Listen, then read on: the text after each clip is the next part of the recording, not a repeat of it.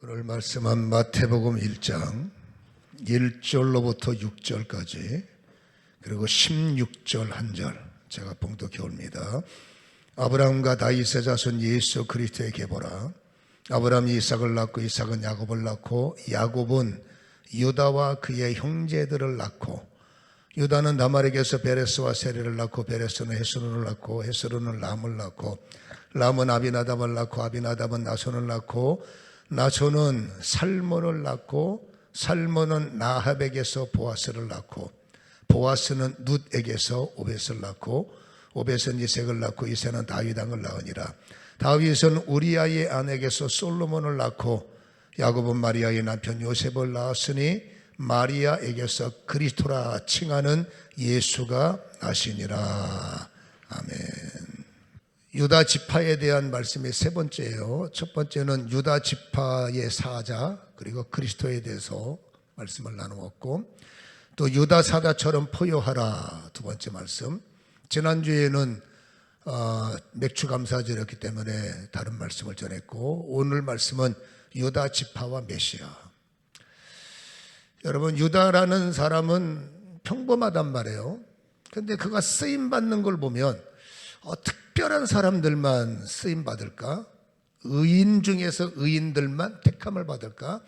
왜냐하면 여러분, 야곱의 12명의 아들 가운데 12대 1을 뚫고 유다가 택함을 받고 그 가문에서 그리스도께서 출현하셨다, 그렇게 탄생하셨다. 뭔가 유다가 특별하게 보이잖아요. 그래서 그가 어떤 사람이기에 주님께서 쓰셨을까 해서 첫째 날은 그의 장점에 대해서 우리가 살펴봤잖아요. 장점이 많았어요. 용기도 있었고 전쟁 때마다 늘 앞장서서 굳은 일도 맡아 했고, 또 아버지에 대한 마음이 지극정성이었고, 아버지와 하나님은 하나시니까 진짜로 그들은 효를 하나님을 섬기는 마음으로 보기 때문에 그런 맥락으로 보면 참 유다는 효에 대한 마음이 있었고, 정말 여러분 남의 아픔을 남의 슬픔을 넘기지 않는 그리스도의 성품을 또 읽어낼 수가 있었고, 다르긴 다르다 그 면은 장점인데, 여러분 모든 사람은 장점이 다 있어요. 저에게도 장점이 있고 여러분에게 장점이 있고, 이 장점만 있으면 참 좋은데 근데 단점이 많죠. 오늘 본문에는 유다의 단점을 다루고 있어요.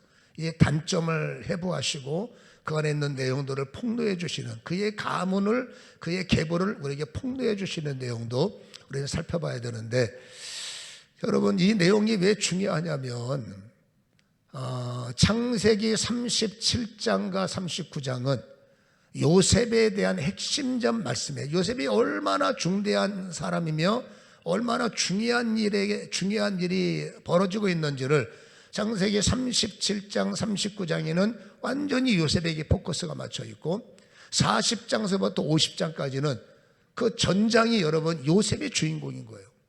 그러니까 37장서부터 50장까지는 요셉을 위한 장인데 뜬금없이 38장에 유다만 등장해요.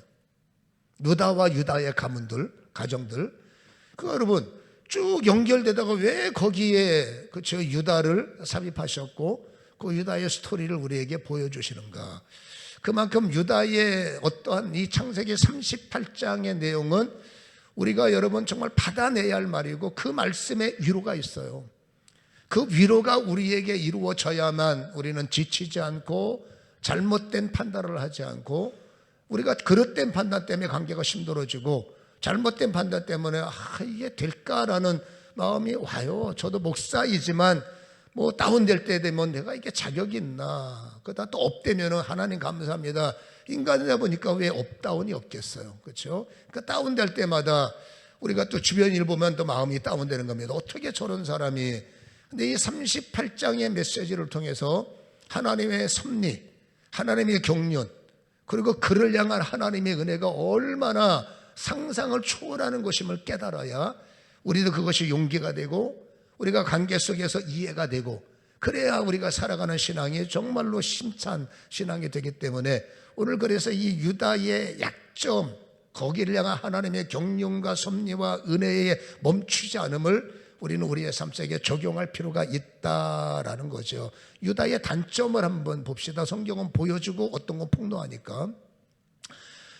38장에 뭐가 들었을까? 다 아는 내용은 말할 수는 없지만 요약을 하면 여러분 창세기 38장 1절과 2절에는 유다가 그렇게 아버지와 함께 가족과 함께 잘 지내다가 어떤 사건 때문에 실망감을 가져 유다가 형제들에게 실망감을 가져서 1절에 보면 그 후에 유다가 자기 형제들로부터 떠나 내려갔다.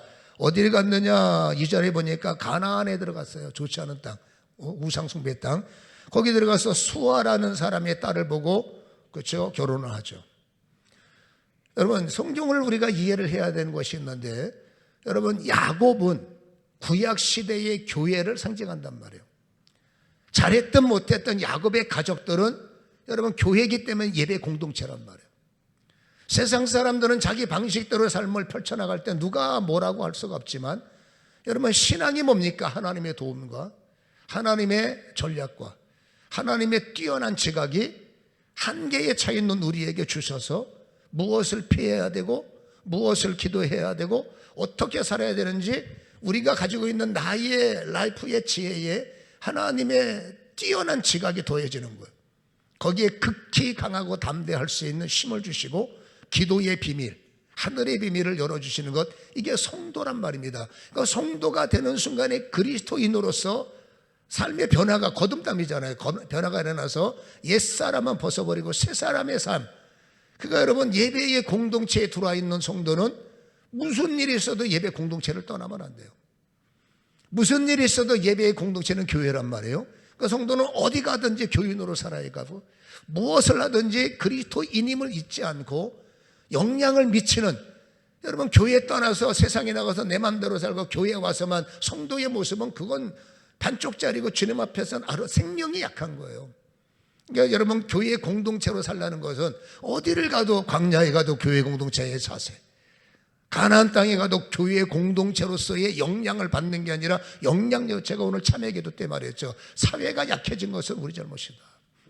우리가 빛이 되지 못했고 더 소금이 되지 못했고 어느새 죄 짓는 자리에 나도 있고 어느새 막 사는 세상에 여러분 성도들이 막 사는 일에 동행을 하니까 그러니까 사회에 넘어지면 우리가 기도할 때마다 사회를 일으키려면 그곳에 있는 여러분 국회에 있는 모르드게 그리고 여러분 에스더 정부에 하나님께서 보내신 모르드게 에스더들이 정신 안 차려요.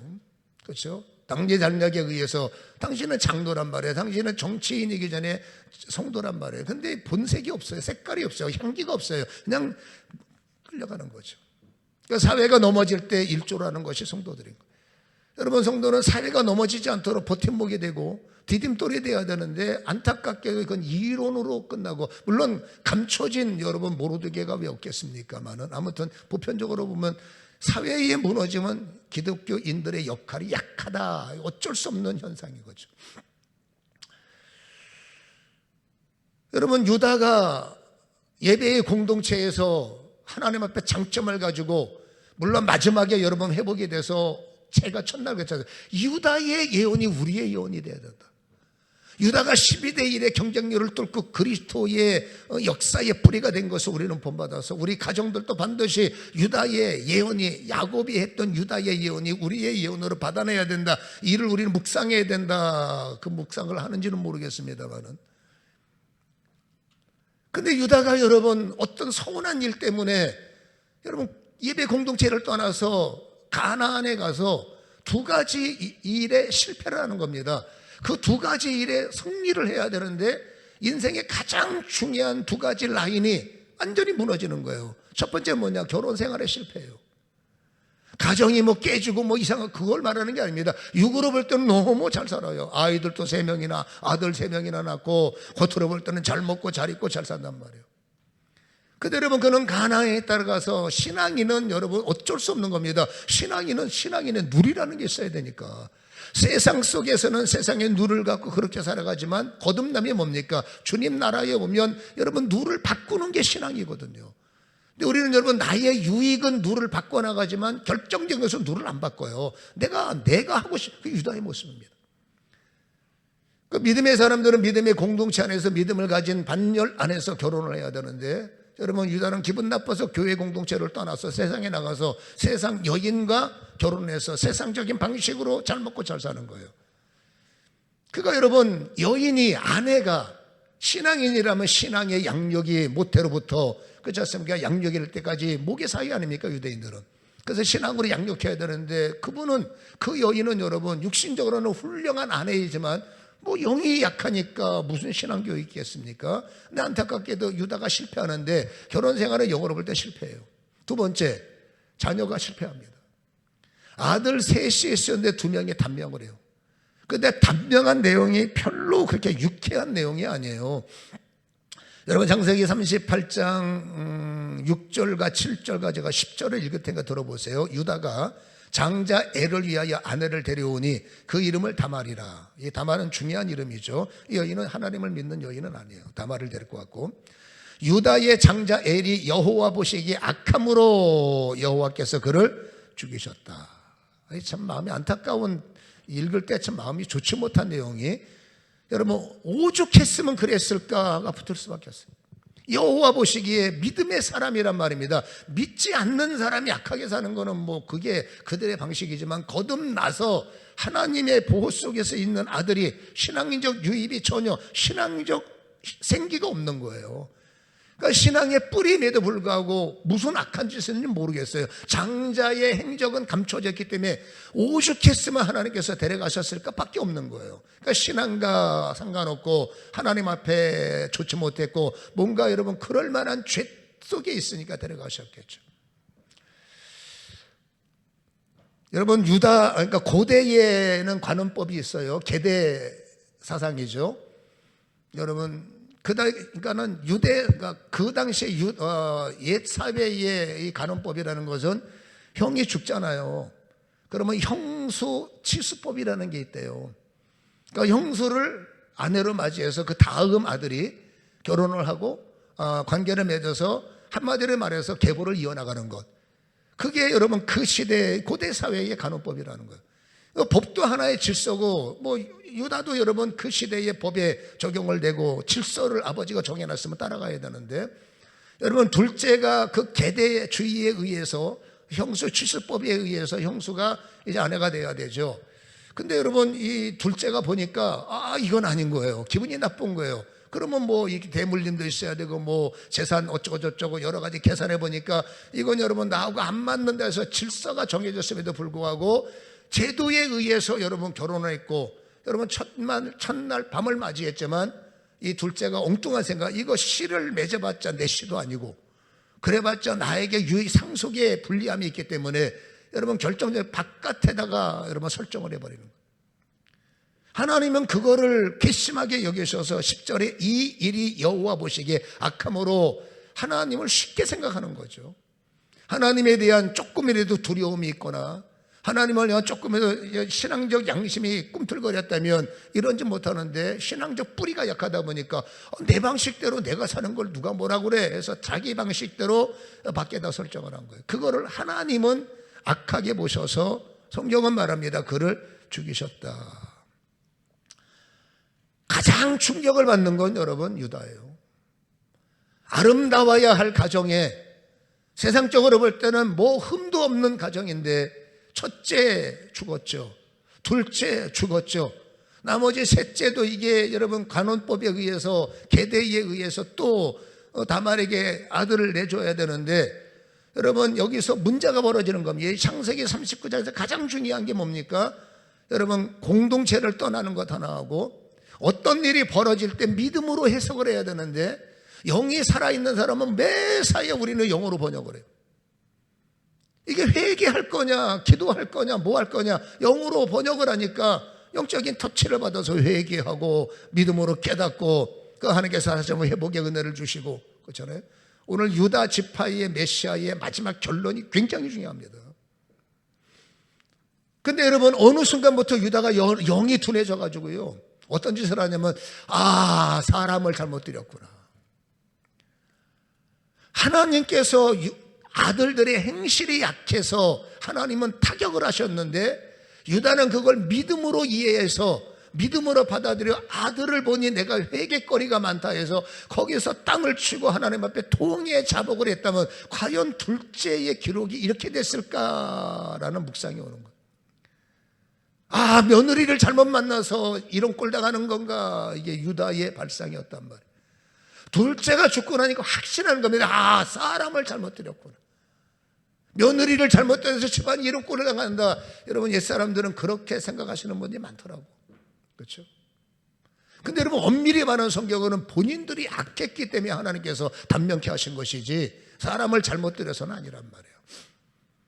여기서 강조하는 게 뭡니까? 회개가 안 되는 거예요. 유다의 실수는 여러분, 첫 번째 사건에 깨달아서 회개했더라면 그 다음 사건부터는 아름다운 역사가 일어날 텐데, 여러분, 유다는 안타깝게도 회개가 안 됐고 회개가 안 됐고, 세 번째 그러다 보니까 거짓말하는 겁니다. 여러분, 점점 악수가 나오는 거죠. 자기 며느리한테 이렇게 말합니다. 불러다가 너 친정으로 가라. 가서 우리 아이가 어리잖아. 그가 줄 마음이 없어요. 왜? 며느리 잘못 들인 거니까. 유다의 그때 마음은 친정 가서 수절하고 있어. 그럼 아이가 장사하면 내가 부를게. 여러분, 다말은 무슨 말을 합니까? 할 말이 없으니까 예 하고 순종해서 친정 가서 기다리는 거죠. 세월이 지났는데 여러분, 소식에 의하면 이제 그 막내 아들이 컸다는 거예요. 그러면 당연히 관원법에 의해서 며느리를 불러서 다시 한번 이제 계보를 이어야 되는데, 여러분, 아버지는 시아버지는 그런 마음이 전혀 없다는 것을 다말이 깨달았던 모양이에요. 그거 어떡합니까? 다말도 살아야죠. 다말은 여러분, 뭐 외로워요, 그런 개념이 아닙니다. 다말에 한 가지 사명이 있습니다. 반드시 나는 계보를 이으리라. 여러분들은 아멘을 안 하셔도 여러분, 이 다말의 심정은 굉장히 어려운 겁니다. 무슨 일이 있어 내가 도태되는 것이 아니라 어떤 일이 있어도 사명을 감당해서 내가 반드시 계보를 잇고야 말리라. 그래서 여러분, 시아버지를 속입니다. 세상 말하면 사기치는 거죠. 여러분, 시아버지에게 변화가 일어났는데 그 변화가 틈이 됐었어. 틈이 된 거예요. 그 유다의 아내가 죽었어요. 홀로 세월을 보내는데, 여러분, 정보를 입수하니까 그 시아버지가 양을 끌고 외로운 광야에서 홀로 지낸다는 거예요. 그러니까 여러분, 다말은 그거를 틈으로 받고, 여러분, 그리고 시아버지는 속여서 어떻게 했습니까? 창녀의 옷을 입고, 과부의 옷을 벗어버리고 창녀의 옷을 입고 나는 창녀다라는 모습을 갖고 여러분, 시아버지 근처로 움직이는 거예요.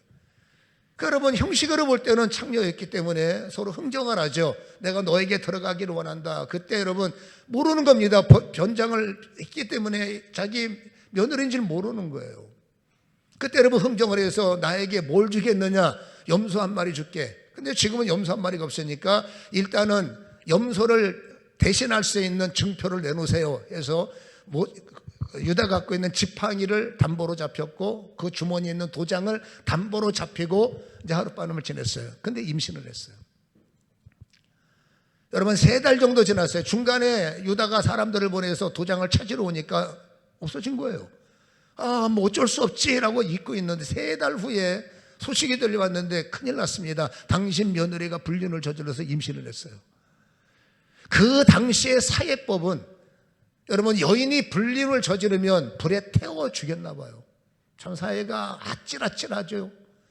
그러니까 여러분, 이 유다도 여러분 법에 따라야 되니까 불질러라 라고 명령을 했고, 그 잡은 사람들이 자기 며느리를 불질러 갈 때 이 다말이 여러분, 이 아이의 아버지는 이 사람입니다 하고 도장과 지팡이를 꺼내는 거예요. 이거를 그 아버지한테 주세요. 그게 유다예요. 보니까 자기 겁니다. 그때 유다가 충격을 받는 거죠. 그렇죠? 그러면서 여러분, 25절에 보면, 창세기 28장 25절에 보면 이렇게 말합니다. 여인이 끌려갈 때에 사람을 보내어 시아버지에게 이르되 이 물건 임자로 말미암아 임신하였나이다. 청하건대 보소서 이 도장과 이 끈과 지팡이가 누구의 것입니까? 한지라. 26절에 유다가 그것을 알아보고 이르되, 중요한 것이 나옵니다. 이때 뒤늦었지만 깨닫는 겁니다. 그가 나보다 옳도다. 내가 그를 내 아들 셀라에게 주지 아니하심이다 하고 다시는 그를 가까이 하지 않았다. 이 다시는 이란 말은 회개를 말하고 돌이켜 뒤늦었지만 깨달았고, 뒤늦었지만 다시는 똑같은 실수 반복하지 않고 다시는 똑같이 넘어지지 않는 의지가 발동되고 있음을, 회개했음을 보여주는 거죠.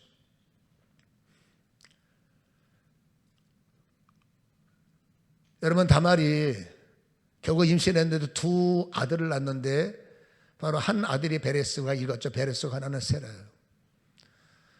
여러분, 유다의 계보는 끊어지지 않았습니다. 이 다말을 통해서 베레스를 낳고, 이 베레스가 또다시 낳고 낳았어요. 누구를 낳습니까? 낳고 살몬을 낳았어요. 이 살몬이 여러분 기생 라합하고 결혼을 했어요. 오늘 여러분 유대의 족보는 남자들만 등장합니다.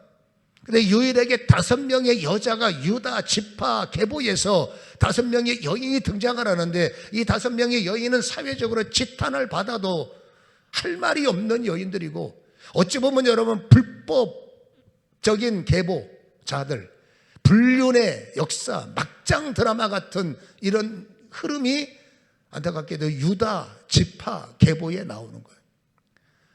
여러분, 그리스도는 정결하지 않습니까? 그리스도는 여러분 아름답지 않습니까? 그리스도는 의의 상징이지 않습니까? 그리스도는 깨끗하지 않습니까? 누구를 이거는 여러분 폄하하는 것이 아닙니다. 그 아름답고 성스럽고 정갈해야 할 그리스도의 지파에 기생이 있는 거예요. 물론 거기는 영적인 스토리가 있어요. 그러나 사회인들은 그것 따지지 않어요. 어떻게 사회인들이 볼 때 저 집안은 막대 먹은 집안이고 저 집안은 콩가루 집안이고 무슨 콩가루 집안에서 그리스도가 나오고 뭐 막대 먹은 집안에서 뭐 선한 것이 나오겠느냐. 왜? 여러분, 시아버지하고 며느리 사회적인 눈은 이해 못해요. 어떻게 시아버지하고 며느리고 여러분 스캔들이 일어나는 거죠. 불륜을 저질러서 애를 낳는단 말입니까? 세상 사람들은 거의 못해요. 그리고 낳고 하다가 그 집안에 여러분 기생이 등장해요. 여러분, 사회적인 눈으로 볼 때 그 고상해 보이는 그들이 여러분 기생이 저 집의 며느리다, 저 집의 계보다 인정하겠습니까? 또 여러분, 라합이 낳고 하다가 누구를 낳습니까? 우리가 알다시피 보아스를 통해서 여러분 룻을 취하고, 그 룻은 누굽니까? 이방 여인이에요. 여러분, 이방 여인이 유대의 전통으로 볼 때는 절대 이방 여인이 기생이 올라오나 이방 여인이 올라오나 족보는 지저분해지는 겁니다. 저건 막대 먹은 집안인 겁니다. 그들의 눈에는 그렇게 보인다고 말이에요. 여러분, 보아스와 룻이 또 낳습니다. 낳고 하다가 누굴 낳습니까? 오벳이 여러분 우리가 알다시피 다윗 왕을 낳는다, 왕이라고 칭하죠. 더 기가 막힌 것은 오늘 읽었지 않습니까? 다윗이 우리아의 아내에게서 솔로몬을 낳아요. 이건 여러분 막장 드라마예요. 남의 집 여자를 데려다가 여러분 애를 낳는 거예요. 그 이름이 솔로몬이에요. 이 사건 때문에 다윗은 여러분 쉽게 말하면 폭삭 깨집니다. 완벽한 통해 자복을 하고 두 사람에 나왔던 불륜의 씨앗을 하나님께서 죽여버리고, 거기서 여러분 통해하고, 아이고 하나님은 정말로 죄송합니다, 철저하게 회개해서 얻은 아이가 솔로몬이죠. 우리가 알고 있는 하나님의 여러분 섭리, 경륜, 은혜 달라요. 우리하고 달라요. 아무튼 남들이 볼 때는 이거 말이 어떻게 남이지, 그것도 여러분 과부가 아니라 뻔히 남편이 살아있는 데려다가 애를 낳을 수 있느냐. 그 남편을 전략적으로 죽여버리지 않습니까? 악한 거죠. 일어나기 없는 거죠. 그리고 우리 아이의 아내 밧세바가 낳고 나서 요셉을 낳고, 그 요셉이 여러분 마리아를 얻었고, 그 마리아는 누굽니까? 처녀입니다. 우리는 그게 너무나 은혜가 되는 거예요. 근데 사회적인 사람들은 어떻게 처녀가 애를 낳습니까? 더군다나 여러분 티끌 하나 갖고 따져먹는 그 유대 가문에서 여러분 처녀가 애를 낳으면 돌 맞아 죽어요. 그러니까 그런 거를, 그러니까 제가 볼 때는 왜 이런 5명의 여인을 안 하는 짓을 해서 족보를 더럽히느냐 그 말이에요. 딴 데는 여인들의 이름을 빼버리고 남자가 낳고 여기도 남자가 낳고 났다가 갑자기 여러분 다말이 나오고 라합이 나오고 우리 아이의 아내에게서 그걸 왜 넣냐고 좀 삭제시키지. 근데 하나님은 액면 그대로 폭로해버리는 거예요. 여러분, 유다의 가문을 따지면 유다가 의로운 사람입니까? 계보로 따지면 지저분해요. 한마디로 죄인 중에 죄인의 계보가 유다의 계보예요. 그 거룩하시고 정말로 흠이 없는 예수님이 의인의 가문에서 출생한 것이 아니라 놀랍게도 죄인 중에 죄인의 가문에서 출생하셨어요. 이걸 여러분 우리가 어떻게 이해를 하고 어떻게 해석을 해야 될까? 여러분 따져 묻습니다. 어떻게 예수님이 저렇게 지저분한 가문에서 출생을 자랑할 수 있습니까? 여러분 주님 말합니다. 그러는 너는 뭐가 깨끗하냐?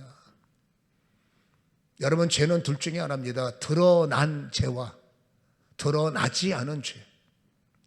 아마도 드러난 죄는 빙산의 일각이고 드러나지 않은 죄가 더 많을 거예요. 요즘에 탈탈 턴다라는 말을 잡시다. 하나님이 우리를 뒤집어서 탈탈 턴다면 여러분 주님께서 돌 맞아 죽지 않을 사람이 누가 있을까? 죄 없는 자가 돌도로 쳐봐. 주님께서 내가 볼 때는 다 똑같은 사람. 너는 숨겨졌기 때문에, 너는 들통 안 났기 때문에, 너는 기가 막히게 잘 너의 것을 만들었기 때문에, 그러나 너희도 뒤집으면 다 판단. 한마디로 여러분 로마서 3장 10절이 딱 맞죠. 의인은 없나니 한 명도 없단다. 23절 말씀에 나면 모든 사람이 죄를 범하였으니 하나님의 영광에 이르지 못한다. 하나님이 이 지구상에 있는 모든 사람들이 죄인의 가문인데 어떤 가문에게 태어나도 그 가문은 죄인인 거예요.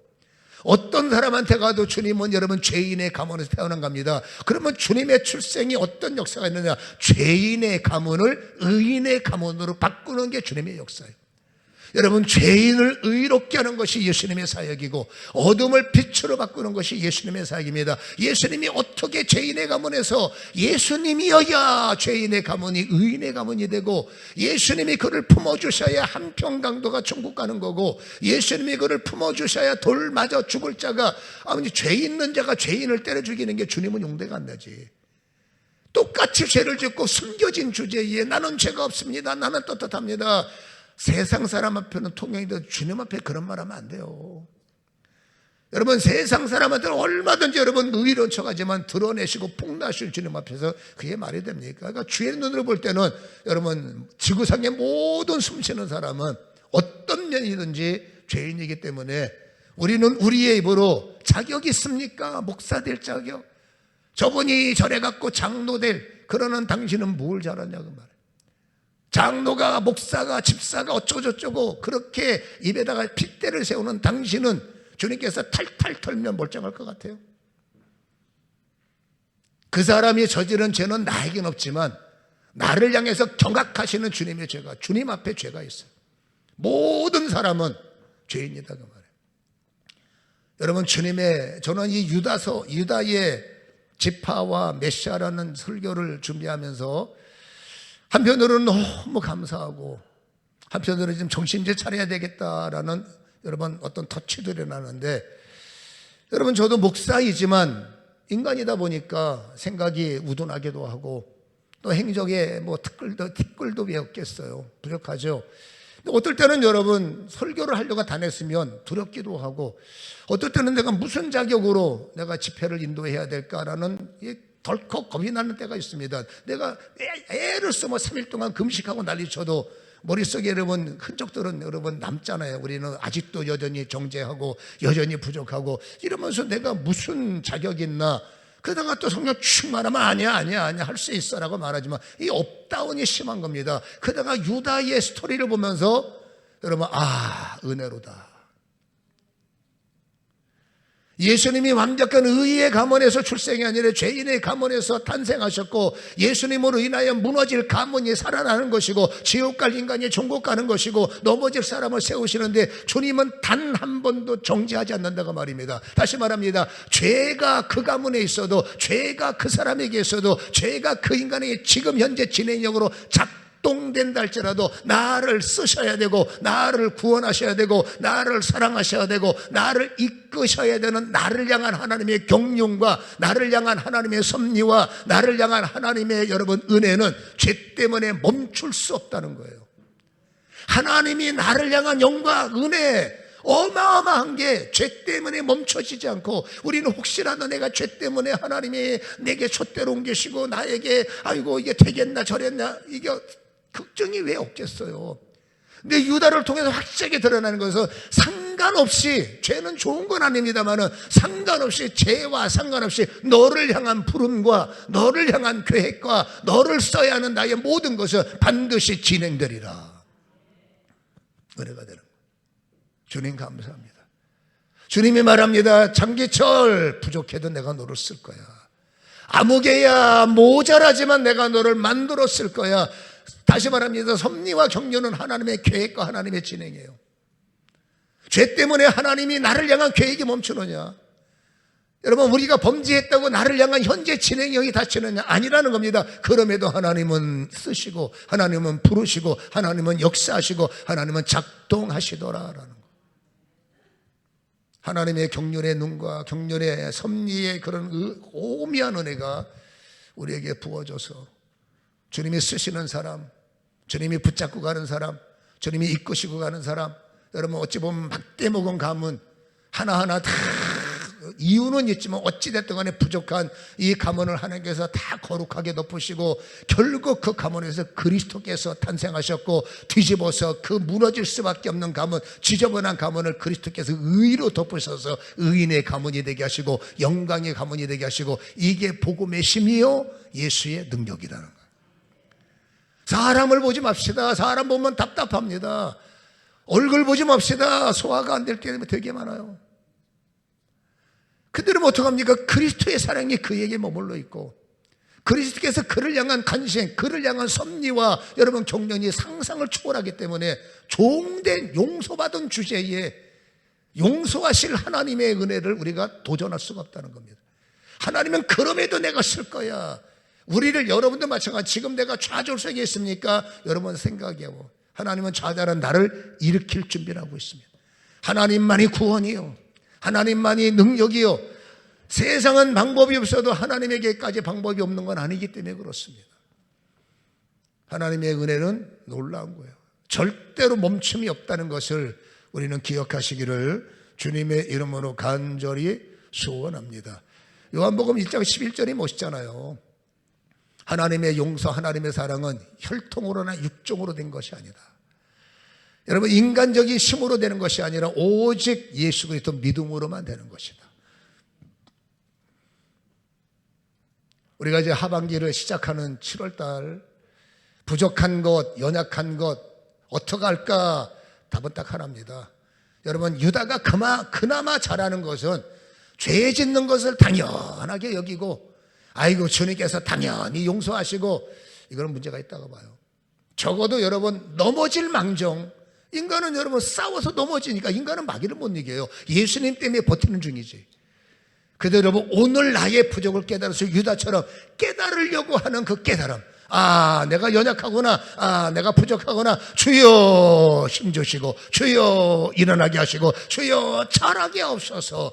주님은 지금 그 깨닫는 마음, 저녁 되면 또 넘어져요. 다음날 되면 똑같습니다. 그러나 넘어지는 그 순간에 또다시 우리는 유다처럼 주여 힘주시고 주여 일어나시고, 70번씩 7번이라는 개수법을 어떻게 우리가 해석하시렵니까? 중요한 건 여러분, 넘어져서 나는 어쩔 수 없어요가 아니라 넘어질 때 하나님 일어나게 하시고, 주님은 누굴 쓰느냐? 죄인은 똑같은 죄인입니다. 깨닫는 자로 쓰신다는 거예요.